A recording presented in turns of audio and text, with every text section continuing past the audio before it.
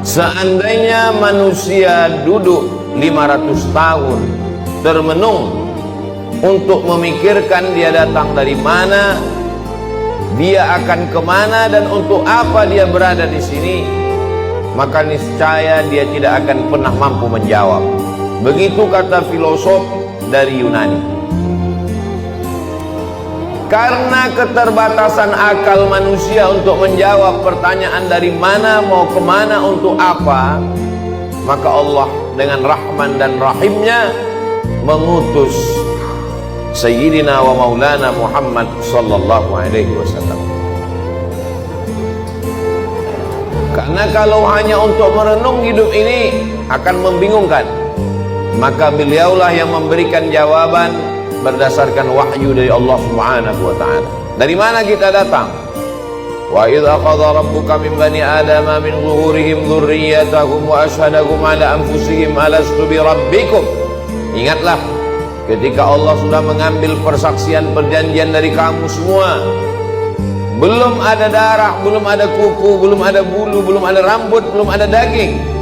Ketika itu roh kita semua sudah berkumpul di hadapan Allah Subhanahu wa ta'ala.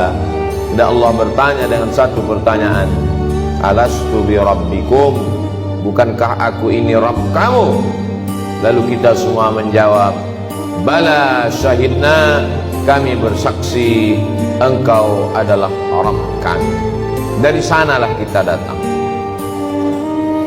Ini bukan tempat kita, ini tempat perantauan, tempat ujian, tempat jalan-jalan. Nanti kita akan kembali ke tempat asal kita. Maka semua yang kembali selalu kita sebut inna lillah wa inna ilaihi raji'un. Semuanya kembali. Di tempat perantauan hati memang tidak tenang, selalu ingin pulang. Maka selalu keluar ungkapan ar-rahah fil jannah. Ketenangan itu nanti di kampung halaman tempat asli kita di surga, bersama Allah, bersama Rasulullah sallallahu alaihi wasallam. Setelah kita tahu, kita sadar kita datang dari mana, lalu untuk apa kita di sini? Wa ma khalaqatul jinna wal insa, tidaklah aku ciptakan jin dan manusia illa liya'budun, kecuali hanya untuk satu saja, beribadah. Kalau lagi hidup hanya untuk beribadah, lalu bagaimana dengan perdagangan, perniagaan, pertanian? Bagaimana dengan membesarkan anak-anak? Disitulah kasih sayang Allah. Yang berdagang pun juga bernilai ibadah. Melangkahkan kaki dari rumah, bismillahirrahmanirrahim, Allah wa a'tasamtu billah la haula wa la quwata illa billah. Maka sesungguhnya di dalam tokonya, di dalam rukonya, di dalam pasarnya dia sedang beribadah. At-tajir seorang pedagang, as-saduq jujur, al-amin amanah, tidak curang, tidak bohong, tidak tipu, tidak dusta. Ma'an nabiyyin, mereka bersama dengan para nabi, was-siddiqin, bersama dengan orang yang benar, was-syuhada, bersama orang mati syahid, was-salihin, mereka akan bersama dengan orang-orang yang saleh. Mereka beribadah. Seorang ulama ahli tasawuf bersama, diberi nama Imam Junaid al-Baghdadi. Kita selalu mengenal bahwa Islam ini iman, itulah dia akidah. Islam, itulah dia salat, zakat, haji, umrah, puasa. Dan ada yang disebut dengan ihsan. Ihsan, hubungan batin, spiritual, mensucikan hati. Suci itu bahasa Arabnya safa. Orang yang mensucikan hati, man safa qalbuhu lillah. Mereka yang bergelimang, bergelut dengan ilmu mensucikan hati disebut dengan orang-orang menekuni ilmu tasawuf.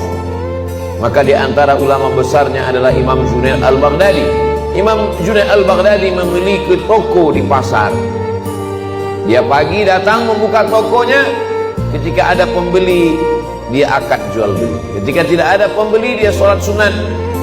Ketika sepi dia sholat sunat. Ketika ramai dia tetap melayani, karena dua-duanya adalah ibadah. Setelah 400 rakaat dia tutup tokonya, dia pulang ke rumah. sesuai antara dunianya hasanah, akhiratnya juga hasanah. Bagaimana dengan bercocok tanam, bertani?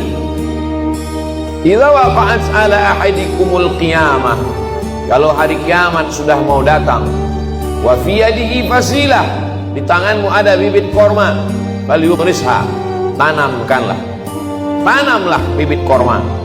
Kenapa? Karena kita tidak berpikir siapa yang akan memakan manis buahnya, siapa yang akan bernaung di bawah daunnya yang rimbun. Kita hanya berpikir bahwa kita sudah memakmurkan alam semesta dengan tanam-tanaman. Dosa bukan hanya zina, dosa bukan hanya khamar. Man qata'a sidratan, siapa yang memotong sebatang pohon sidir, sawwallahu ra'sahu finnar, disungkurkan Allah kepalanya ke dalam api neraka. Begitulah Islam.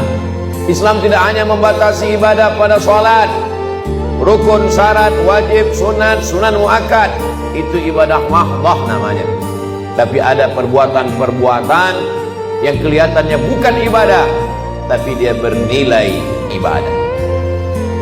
Polisi, tentara, angkatan laut, darat dan udara, mereka sedang beribadah. Kalau mereka mati, matinya jihad fisabilillah, menjaga perbatasan negara, menjaga keutuhan negara, bagian dari ibadah dengan niatkan bismillah dengan nama Allah. WC, toilet, bau busuk, jorok, najis, tempat setan, masuk ke dalamnya dengan berdoa, Allahumma inni a'udzubika minal khubuthi wal khaba'ith.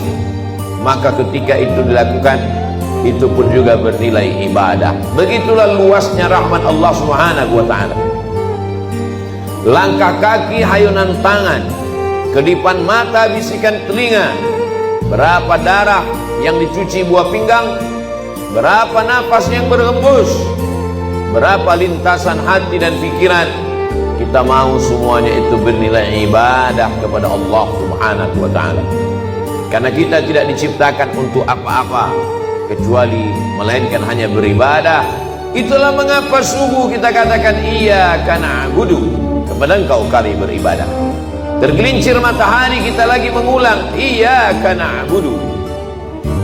Condong matahari saat petang kita ulang lagi, tenggelam matahari kita ulang, sempurna gelap malam salat isya, dan kita terbangun tahajud malam, kita katakan iyyaka na'budu, kami beribadah hanya kepada Engkau, tidak kepada lain. Karena memang tujuan hidup kita adalah ibadah. Bagaimana ibadah orang kaya? Dengan hartanya, bangun masjid, menyantuni anak yatim. Bagaimana dengan orang yang fakir miskin? Dengan sabarnya, dengan ridhanya, menerima takdir ketetapan Allah. Orang yang sakit pun beribadah. Yang hari ini terbaring di ruang ICU, mereka sesungguhnya juga dengan sabarnya ibadah.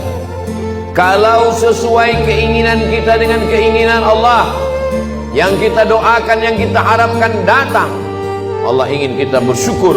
Syukur adalah ibadah. La in syakartum la azidannakum. Kalau tidak sesuai yang kita inginkan dengan yang datang, kita risau dan marah, maka kita dalam murka Allah. Ketika sesuai yang kita harapkan, Allah ingin kita bersyukur. Syukur adalah ibadah. Ketika tidak sesuai yang kita inginkan dengan kenyataan, Allah ingin kita bersabar. Dan sabar adalah ibadah tersempurna di antara semua ibadah. Maka Allah katakan, innama yuwaffas sabiruna ajrahum bighairi hisab. Orang-orang yang sabar, balasannya paling sempurna, paling penuh, bighairi hisab, tidak dapat dihitung oleh hitungan-hitungan manusia.